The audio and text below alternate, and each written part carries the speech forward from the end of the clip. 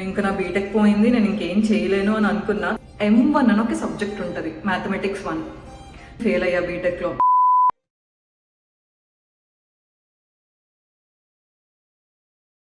Hello అందరికీ, welcome to my channel in to my world. ఈ video కొంచెం అన్ని వీడియోస్ కన్నా కొంచెం ఆఫ్ ట్రాక్ ఉండబోతుంది. ఆఫ్ ట్రాక్ అంటే ఆఫ్ ట్రాక్ కూడా కాదు, కొంచెం లిటిల్ బిట్ డిఫరెంట్ ఉండబోతుంది. డిఫరెంట్ కూడా కాదు, ఎందుకంటే నన్ను కమెంట్ బాక్స్లో చాలామంది అసలు మీరు బిజినెస్ అనలిస్ట్ ఎలా అయ్యారు, లేదంటే ఈ కెరియర్ మీరు ఎలా చూస్ చేసుకున్నారు, ముందు నుంచి మీరు బిజినెస్ అనలిస్ట్ కోర్సెస్ ఏమన్నా చేశారా, లేదంటే అసలు ఎలా మీకు ఈ బిగ్ ఫోర్లో ఆపర్చునిటీ వచ్చింది అని చాలామంది నన్ను అడిగారు. సో అలాంటి వాళ్ళ కోసం చెప్దాం అనుకుంటున్నా ఇప్పుడు ఈ వీడియోలో. ఏంటంటే ఇలా నాకు ఒక స్ట్రైట్ పాత్ కాదు, నేను డైరెక్ట్గా ముందు నుంచి ప్రిపేర్డ్ అయ్యి నేను బిజినెస్ అనలిస్ట్ అవ్వాలి అని చెప్పి నేను ఆలోచించుకొని బిజినెస్ అనలిస్ట్ రోల్కి వెళ్ళి అలా ఏం అవ్వలేదు. నేను కూడా నా కెరియర్లో, నా లైఫ్లో నేను చాలా డిఫికల్టీస్ ఫేస్ చేశా.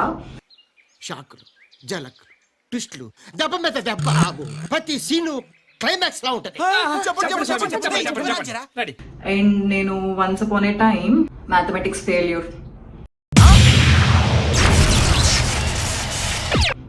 నేను మ్యాథ్స్లో ఫెయిల్ అయ్యా. అది ఎప్పుడు ఏంటి అనేది వీడియో మధ్యలో చెప్తా, సో వీడియో అంతా చూడండి. అసలు మెయిన్గా నేను ఈరోజు ఈ వీడియో ఎందుకు షూట్ చేద్దాం అనుకున్నా అంటే, ఇప్పుడు చాలామంది గ్రాడ్యుయేషన్ చేస్తూనో, లేదంటే డిగ్రీ చేస్తూనో, లేదా జస్ట్ ఇప్పుడే గ్రాడ్యుయేషన్ కంప్లీట్ అయిన వాళ్ళు ఒకటే స్టేట్ ఆఫ్ మైండ్లో ఉంటారు. అదేంటంటే నాకు అసలు ఇప్పుడు జాబ్ వస్తుందా, నేను ఇంత ట్రై చేస్తున్నా, ఇన్ని కంపెనీస్కి అప్లై చేస్తున్నా, ఇన్ని ఇంటర్వ్యూస్ అటెండ్ అవుతున్నా, నా రెజ్యూమ్ ఇన్ని కంపెనీస్కి షేర్ చేస్తున్నా, కానీ దేనికి సెలెక్ట్ అవ్వట్లేదు అని కొంచెం హోప్లెస్ సిచ్యువేషన్లో ఉంటారు, నాకు తెలుసు. ఎందుకంటే నేను కూడా అది ఫేస్ చేశాను ఇంతకుముందు. సో అలాంటి వాళ్ళకి చిన్న బూస్టప్ ఇద్దాం, చిన్న మోటివేషన్, ఒక 1% నా వైపు నుంచి చిన్న మోటివేషన్ ఇద్దామని చెప్పి నేను ఈ వీడియో చేస్తున్నా. అంటే నా లైఫ్లో నేను డిఫికల్టీస్ ఫేస్ చేసినా సరే ఇప్పుడు బిగ్ ఫోర్లో ఎలా ప్లేస్ అయ్యా అని తీస్తే నా జీవితం ఒక డైలీ సీరియల్ అవుతుంది. రామాయణం, మహాభారతం ఏమీ పనికిరావు. మీకు కొంచెం తెలిస్తే మీరు కూడా కొంచెం మోటివేట్ అయ్యి మీ హోప్ అనేది పోగొట్టుకోకుండా ఉంటారు అనే చిన్న థాట్తో నేను ఈరోజు ఈ వీడియో చేస్తున్నా. సో చూడండి, కొంచెం హోప్ తెచ్చుకోండి. సో ఇప్పుడు మనం ఒక 15 years బ్యాక్ వెళ్దాం. 15 years కాదు, సారీ, ఒక 12 years బ్యాక్ వెళ్దాం. మీరు బ్యాక్గ్రౌండ్లో అలా ఒక ఫ్లాష్ బ్యాక్ రీల్ వేసుకోండి ఒక 12 years వెనక్కి. అప్పుడు నేను 9th క్లాస్ వరకు, చిన్నప్పటి నుంచి 9th క్లాస్ వరకు నేను మైండ్లో ఒక్కటే ఫిక్స్ అయ్యా, నేను పెద్ద అయిన తర్వాత డాక్టర్ అయిపోవాలి, 10th ఫినిష్ చేసేయాలి, తర్వాత ఇంటర్ బైపీసీ తీసుకోవాలి, MBBS చేయాలి, డాక్టర్ అయిపోవాలి. ఇదే లైక్ ఎవ్రీ అదర్ గర్ల్, అంటే I mean maximum 90% of girls ఇలానే కదా డాక్టర్ అవుదాం అనుకుంటారు. సో నేను అలానే ఫిక్స్ అయిపోయాను, నేను డాక్టరే అని. కానీ 9th క్లాస్లో నా డెసిషన్ ఎందుకు నేను చేంజ్ చేసుకున్నానంటే, ఎవరో అప్పుడే నాకు చెప్పారు, ఇప్పుడు డాక్టర్ చేయాలి అంటే లైఫ్ లాంగ్ చదవాలి అని. ఈ విషయం నాకు తెలుసు ముందే, చిన్నప్పటి నుంచి డాక్టర్ అవ్వాలి అనుకుంటే కొంచెం ఆ నాలెడ్జ్ ఉంటుంది కదా, ఏం చేయాలి, ఏంటి, ఎలా ఉంటుంది అని. సో ఇది నాకు తెలుసు, లైఫ్ అంతా చదవాలి అని. ఓకే, దానికి నేను ఓకే. కానీ ఇంకొకటి ఏంటి తెలిసిందంటే, నన్ను కంప్లీట్గా అసలు డాక్టర్ కెరియర్ నుంచి ఇలా ఎంపీసీ తీసుకునేదానికి నా లైఫ్ చేంజింగ్ మూమెంట్ ఏంటంటే, నాకు 9th ఎవరో చెప్పారు, ఇప్పుడు నువ్వు డాక్టర్ చేయాలంటే ముందు నీకు ఇంటర్లో కొన్ని ప్రాక్టికల్స్ ఉంటాయి, అందులో నువ్వు ఇన్సెక్ట్స్ని కట్ చేయాలి, బతికున్నవి కూడా కొన్ని కేసెస్లో, అండ్ డెడ్ బాడీస్తో డీల్ చేయాలి. అంటే ఎగ్జామిన్కి స్టార్టింగ్ నాకు తెలిసి ఇంటర్లో అలా ఉండదు, కానీ ఇంటర్ తర్వాత నెక్స్ట్ MBBS చేసినప్పుడు ఇలా చెయ్యాలి అని చెప్పారు నాకు. నేను ఆ మినిటే ఫిక్స్ అయిపోయాను, ఓకే వద్దు, మనకి డాక్టర్కి ట్రేమ్ వద్దులే, నీట్గా ఎంపీసీ తీసుకుందాం. అప్పట్లో ఇప్పుడంటే అందరికీ చాలా అవేర్నెస్ వచ్చి డిఫరెంట్ ఫీల్డ్స్ని సెలెక్ట్ చేసుకొని వెళ్తున్నారు. కానీ అప్పట్లో ఒక 15 years బ్యాక్ అందరూ ఏంటి, ఇదే డాక్టర్ లేదంటే ఇంజనీర్, మహా అయితే నెక్స్ట్ CA కూడా చేసేవారు. సో మనకి CA మన వల్ల కాదు అని ఇంకా మిగిలింది ఏంటి, ఎంపీసీ. నాకు మ్యాథ్స్ అస్సలు రాదు. నేను 10th క్లాస్లో కూడా మాకు అప్పట్లో గ్రేడ్ సిస్టమ్ ఉండేది, పర్సంటేజ్ కాదు. సో నాకు అప్పుడు 10thలో 9.7 వచ్చింది. ఆ మిగిలిన పాయింట్స్ నాకు మ్యాథ్స్లోనే పోయాయి, మిగిలిందంతా 10 out of 10. తర్వాత ఇంటర్లో ఎంపీసీ తీసుకున్నా. ఇంటర్ కూడా ఇప్పుడు 10th ఇంటర్ అంటే ప్రీవియస్ ఒక 5-6 years పేపర్స్ రివైజ్ చేసి, ఓన్లీ మ్యాథ్స్ రివైజ్ చేసి ఆ ఫార్ములాస్ అన్ని గుర్తుంచుకొని ఏదో అలా మేనేజ్ చేసి ఇంటర్లో కూడా ఒక 93% తెచ్చుకున్నా, అయిపోయింది. ఇప్పుడు నెక్స్ట్ ఎంపీసీ చేసామంటే బీటెకే కదా నెక్స్ట్. సో ఇప్పుడు బీటెక్లో మళ్ళీ మనకి చాలా కెరియర్ ఆప్షన్స్ ఉంటాయి. మెకానికల్ ఇంజనీర్ మనకి పనికిరాదు, సివిల్ ఇంజనీర్ ఎక్కువ ఫీల్డ్ వర్క్ ఉంటుంది, మన పర్సనాలిటీగా ఎండలో నుంచున్నామంటే పసక్, అందుకు సివిల్ ఇంజనీర్ కూడా నో. ఇంకొకటి ఈసీ వద్దమ్మా, అది కూడా నేను చదవలేను అనుకొని ఇంకా లాస్ట్ ఆప్షన్ నాకు కంప్యూటర్ సైన్స్ కనిపించింది. సో అలా నేను సిఎస్సిలో జాయిన్ అయిపోయాను. ఫస్ట్ ఇయర్లో M1 అని ఒక సబ్జెక్ట్ ఉంటుంది, మ్యాథమెటిక్స్ 1. దానిలోనే నేను ఫెయిల్ అయ్యా బీటెక్లో. ఎందుకంటే అప్పటి వరకు మనకి తెలిసిన మ్యాథ్స్ కంప్లీట్గా వేరు, ఇంకా బీటెక్ వస్తే మనకి తెలిసిన మ్యాథ్స్ కంప్లీట్గా వేరు. అందులో బీటెక్లో మనం నేర్చుకున్న క్వశ్చన్ ఒక్కటి కూడా రాదు ఎగ్జామ్లో. సిమిలర్ ఫార్ములాస్తో సిమిలర్ క్వశ్చన్స్ రావు, కానీ అంటే మనకి ఇంటర్ వరకు అన్ని సేమ్ క్వశ్చన్స్, రిపీటెడ్ క్వశ్చన్స్ వచ్చేవి కదా డిఫరెంట్ ఇయర్స్ నుంచి. కానీ బీటెక్లో అలా కాదు, ప్రీవియస్ ఇయర్స్ నుంచి సేమ్ ఫార్ములా రిలేటెడ్ క్వశ్చన్స్ వచ్చేవి కానీ సేమ్ క్వశ్చన్స్ వచ్చేవి కాదు. మనం ఒక 10 సార్లు ప్రాక్టీస్ చేసి గుర్తుపెట్టుకొని వెళ్ళి ఎగ్జామ్లో రాసేయడానికి. నాకు అసలే మ్యాథ్స్ అంటే చాలా భయం. నాకు మ్యాథ్స్కి హైదరాబాద్ నుంచి వైజాగ్ ఎంత దూరమో అంత దూరం ఉండేది. సో మ్యాథ్స్లో నేను ఫెయిల్ అయ్యా. అప్పటి వరకు స్కూల్లో, కాలేజ్లో, క్లాస్లో టాప్ 3, టాప్ 5 అలా ఉన్న నేను ఒకసారి సడన్గా బీటెక్ వచ్చి ఒక సబ్జెక్ట్ ఫెయిల్ అయిన వెంటనే చాలా భయం వేసింది. ఇంకా నా బీటెక్ పోయింది, నేను ఇంకేం చేయలేను అని అనుకున్నా. తర్వాత నాకు ఇంట్లో ఇచ్చిన మోటివేషన్తో, లేదా నన్ను మోటివేట్ చేసుకోనో ఏం చేసుకోనో, నేనైతే చాలా భయపడ్డా ఫస్ట్. అంటే నా కెరీర్ అంతా నేను 90% అబవ్, 95% అబవ్ వచ్చి సడన్గా బీటెక్ వచ్చిన వెంటనే ఒక సబ్జెక్ట్ ఫెయిల్ అయిపోతే ఎలా అనిపిస్తుంది? అమ్మో, ఆ సిచ్యువేషన్ తలుచుకుంటే నాకు ఇప్పటికీ అదొక భయంలో ఉంటుంది అనమాట. బట్ స్టిల్ అలా నేను మ్యాథ్స్ ఒక 2 సప్లీస్ రాసిన తర్వాత పాస్ అయ్యా. మిగిలినవన్నీ కూడా పాస్ అయిపోయాయి, జస్ట్ M1 తప్ప, మ్యాథమెటిక్స్ M1 తప్ప మిగిలినవన్నీ పాస్ అయిపోయాయి. ఇదే ఒక 2 సప్లీస్ రాసిన తర్వాత పాస్ అయ్యా. సో నెక్స్ట్ నేను బీటెక్ థర్డ్ ఇయర్ ఎండింగ్లో ఎంఎస్ చేద్దాం అనుకున్నాం. అప్పటి వరకు నాకు అసలు కోడింగ్ రాదు, కొంచెం కూడా రాదు. నేను బీటెక్ సెకండ్ ఇయర్ ఎండింగ్లో ఒక ఇంటర్న్షిప్ చేశా. మీకు వైజాగ్ వాళ్ళకి తెలిసే ఉంటుంది, మిరాకిల్ అని చెప్పి ఒక కంపెనీ ఉండేది సిటీలో కొండపైన. దానిలో నేను ఇంటర్న్షిప్ చేశా వెబ్ డెవలప్మెంట్లో.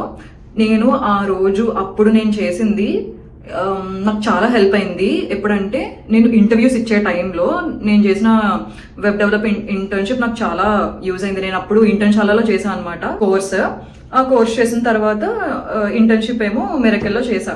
అది కూడా నాకు కొంచెం హెల్ప్ అయింది. తర్వాత నాకు థర్డ్ ఇయర్ ఎండింగ్ వచ్చే వరకు, నాకు 4th ఇయర్ వరకు కూడా అస్సలు ప్రోగ్రామింగ్ రాదు, ఒక్క హలో వరల్డ్ ప్రోగ్రామ్ తప్ప. సో అప్పటి వరకు ఎగ్జామ్స్లో కూడా మనకి ప్రోగ్రామింగ్ అంతా రాయమని ఏమి ఇచ్చేవారు కాదు. అప్పుడు జస్ట్ లాజిక్సే కదా.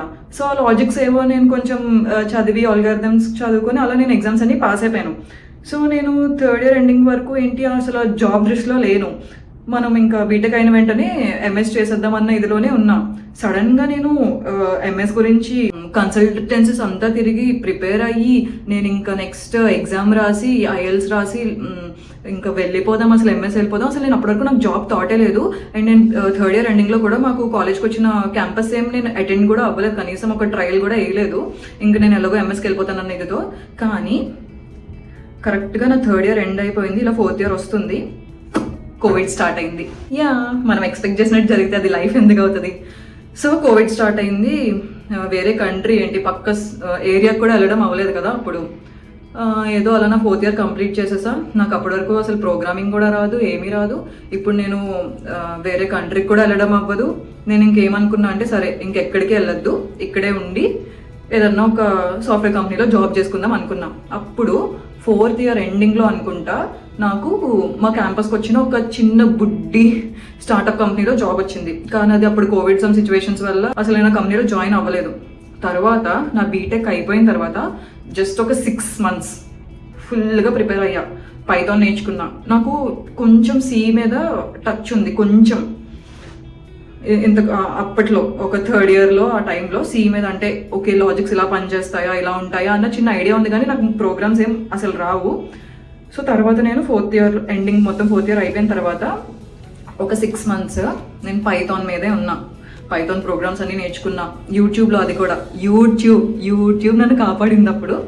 అలా నేను కొంచెం ప్రిపేర్ అయ్యి C అండ్ పైథాన్ 2 ప్రిపేర్ అయ్యి, అండ్ నాకు ఇంతకుముందు నేను చేసిన కోర్స్ అండ్ ఇంటర్న్షిప్ కూడా వెబ్ డెవలప్మెంట్ మీద, అంటే HTML CSS దీని మీద చేశాను నేను అప్పుడు. సో అవన్నీ యూజ్ అయ్యి నేను ఏవో కొన్ని ఇంటర్వ్యూస్ ఇచ్చుకొని అప్పుడు ఏంటి ఇంకా ఆన్ క్యాంపస్లో ఏం లేవు కదా, ఇంకా బీటెక్ అయిపోయింది అంటే మొత్తం నేను అప్లై చేసినవన్నీ ఆఫ్ క్యాంపసే. నౌకరీలో అప్లై చేసుకున్నా, లింక్డ్ఇన్లో అప్లై చేసా, కొన్ని ఇండీడ్లో అప్లై చేసా, అండ్ ఆల్సో జస్ట్ గూగుల్లో సెర్చ్ చేసుకొని ఏ కంపెనీస్లో ఏం ఓపెనింగ్స్ ఉన్నాయి అన్నీ చూసుకొని అప్లై చేసా. అలా అప్లై చేసి నేను 6 to 8 కంపెనీస్కి నేను ఇంటర్వ్యూస్ ఇచ్చుంటా. ఆ 6 to 8 కంపెనీస్లో 4 కంపెనీస్ నేను హెచ్ఆర్ వరకు వెళ్ళా. ఆ 4 కంపెనీస్లో 2 కంపెనీస్ సెలెక్ట్ అయ్యా. ఒకటి ఎంఎన్సీ, ఒకటి బిగ్ 4. నేను ఆల్రెడీ ఇంతకు ముందు వీడియోలో కూడా ఎప్పుడో చెప్పుంటా ఎంఎన్సీ ఏంటో కూడా. అండ్ నేను సెలెక్ట్ అయిన ఎంఎన్సీ అండ్ బిగ్ 4 కూడా నాకు ఒకే డేలో నాకు ఆఫర్ లెటర్ వచ్చింది. అండ్ దెన్ ఆ రోజు నేను బిగ్ 4 చూస్ చేసుకొని ఇప్పుడు 4 years అవుతుంది ఆల్మోస్ట్. అప్పటి నుంచి నేను ఇక్కడే ఉన్నా. సో అలా నేను ప్రిపేర్ అయ్యింది ఒకటి, ఇంటర్వ్యూస్లో ఇచ్చింది ఒకటి, బట్ ఇక్కడ నన్ను రిక్రూట్ చేసుకున్న తర్వాత నాకు మళ్ళీ ఎస్ఏపీ ఫంక్షనల్లో, నాది కంప్లీట్ ఎస్ఏపీ ఫంక్షనల్ అనమాట, టెక్నికల్ ఏముండదు. సో దీనిలో వాళ్ళే నాకు ట్రైనింగ్ ఇచ్చి ఒక 1 month ప్రాజెక్ట్లోకి తీసేసుకున్నారు. అప్పటి నుంచి ఇప్పటి వరకు ఇంకా అలా కంటిన్యూ అవుతూనే ఉంది. సో అదనమాట, ఎప్పుడో చిన్నప్పుడు స్కూల్లో నేను డాక్టర్ అవుదాం అనుకొని, తర్వాత అలా బీటెక్ చేసి తర్వాత ఎంఎస్ చదువుదాం అనుకొని, అది కూడా అవ్వక మళ్ళీ జాబ్స్ ఎత్తుక్కొని ఏదో సాఫ్ట్వేర్ డెవలపర్ అయిపోదాం అనుకొని నేను ఏవో ప్రిపేర్ అయితే ఆఖరికి వచ్చి ఇలా బిజినెస్ అనలిస్ట్ అయ్యి ఇలా ఇలా ఇలా ఇలా అవ్వకుంటూ వచ్చాను. మెయిన్ మీకు నేను ఈ వీడియోలో మీకు చెప్దాం అనుకున్నది ఏంటంటే, మీ హోప్ని మీరు వదులుకోకండి. నేను లైఫ్ అంతా కాకుండా ఆ 6 months నేను ఏదైతే కష్టపడ్డానో దానికి ఇప్పుడు నేను ఈ పొజిషన్లో ఉన్నా. సో మీరు మీ 100% ఎఫర్ట్ పెట్టండి. నేను ఎప్పటి నుంచో చేద్దాం అనుకున్న బైపీసీ వదిలేసి నాకు అస్సలు ఇంట్రెస్ట్ లేని ఎంపీసీ తీసుకున్నా అని, నా వల్ల కాదని నేను అప్పుడు చదవడం మానేసిన, నేను ఇంటర్తోనే అయిపోయేదాన్ని. లేదు నేను బీటెక్ ఇలా రాగానే నేను మ్యాథ్స్ ఫెయిల్ అయిపోయా అని నేను ఇదిలో ఉండిపోయి మిగిలిన సబ్జెక్ట్స్ కూడా చదవకపోయి అంటే నాకు ఇంకా బ్యాక్లాగ్స్ వచ్చేసి నేను అసలు బీటెక్ కూడా కంప్లీట్ చేసేదాన్ని కాదు. లేదు పోనీ బీటెక్ అయిపోయిన తర్వాత ఎంఎస్ చేద్దాం అనుకున్న వెంటనే కోవిడ్ వచ్చింది.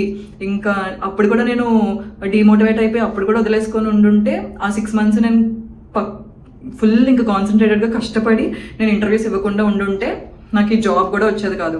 సో నేను ఇప్పుడు మీ అందరికీ ఏం చేద్దాం అనుకున్నా అంటే, ఈ వీడియోతో మీరు ఏదైనా ఒక పని చేద్దాం అనుకొని అది కొన్ని సిచ్యువేషన్స్ వల్ల అవ్వకపోతే హోప్లెస్గా ఉండిపోకండి, ట్రై చేయండి. మీ 100% ఎఫర్ట్స్ ఇవ్వండి. ఇస్తే పక్కా మీరు ఒకసారి కష్టపడ్డారు అంటే దానికి రిజల్ట్ అనేది వస్తుంది. సో అస్సలు హోప్లెస్గా ఫీల్ అవ్వకండి. హోప్లెస్గా ఫీల్ అయిన ప్రతిసారి ఇంకొంచెం మోటివేషన్తో ఇంకొంచెం కష్టపడండి, పక్కా మీరు సక్సెస్ అవుతారు. అండ్ మీరు కూడా చాలా మంచి పొజిషన్లో ఉంటారు తర్వాత. సో అదనమాట, వీడియో బోర్ కొడితే మాత్రం నన్ను తిట్టుకోకండి. ఏదో చిన్నది మీకు హెల్ప్ చేద్దాం అనుకున్నా ఈ వీడియోతో, నా స్టోరీ చెప్పి. సో నా అలాగే ఎవరైనా అలా డిఫరెంట్ పార్ట్స్ చూస్ చేసుకొని, ఒకటి మైండ్లో ఫిక్స్ అయ్యి వేరే వేరే పార్ట్స్ చూస్ చేసుకొని ఇప్పుడు మంచిగా ఏదైనా జాబ్లో చేస్తున్నారా? నాకు తెలిసి మ్యాక్సిమం అలాంటి వాళ్ళే ఉంటారు. మనకి చిన్నప్పటి నుంచి ఒకటే పాత్ ముందే ఫిక్స్ అయ్యి, ఇంతకు ముందు అయితే అంత అవేర్నెస్ ఉండేది కాదు. ఇప్పుడంటే అందరికీ మంచి అవేర్నెస్ వచ్చి ముందు నుంచి అసలు స్కూల్ నుంచే అడ్వాన్స్డ్గా ఉండడం స్టార్ట్ చేశారు. సో నాలాంటి వాళ్ళు ఎవరైనా ఉన్నారా? నాకు తెలిసి ఉండకపోవచ్చేమో ఇప్పుడు ఈ జనరేషన్లో. ఒకవేళ అంటే కింద కమెంట్ బాక్స్లో కమెంట్ చేయండి, చూస్తా నాతో పాటు ఇంకా ఎవరు ఉన్నారు అని. బట్ నేను లాస్ట్కి చెప్పొచ్చేది ఏంటంటే, all the best for everything and hope మాత్రం లూజ్ అవ్వకండి. Bye bye.